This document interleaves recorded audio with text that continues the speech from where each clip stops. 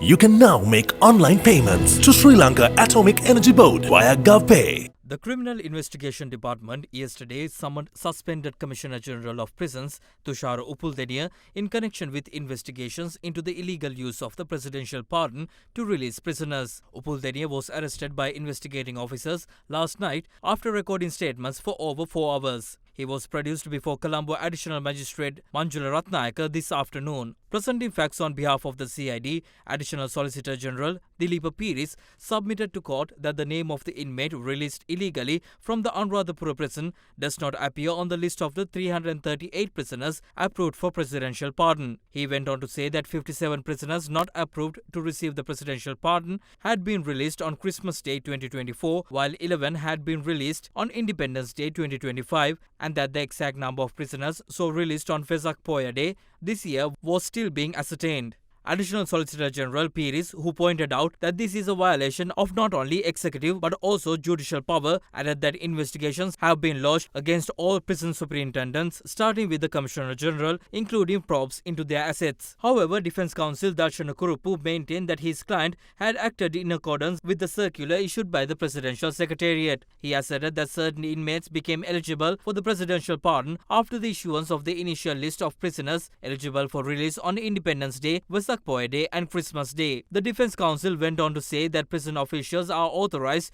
to submit the names of such inmates to the Ministry of Justice, but those names do not appear on the initial list. He asserted that if there has been an irregularity in the release of inmates, the Secretary to the President and Secretary to the Ministry of Justice should be named as defendants in the case, and since the inmate was released from the Anuradhapura prison, it is the superintendent of that prison who should be held accountable. The counsel for the defence submitted that there is no evidence that his client had aided and abetted the illegal release, nor can he influence the investigation due to the suspension from duties, and requested that the court release the suspect on bail. After considering the facts, Colombo Additional Magistrate Manjula Ratnayaka scheduled the matter to be considered again tomorrow before the Colombo Chief Magistrate and ordered the suspect to be remanded until then. Meanwhile, it is reported that W.M. Atula Tilakaratne, the inmate released illegally from the Anuradhapura prison, has fled the area where he resides. The Criminal Investigation Department said an extensive investigation is underway to arrest the suspect. In a related development, the CID yesterday recorded statements from Commissioner of Prisons, Operations and Intelligence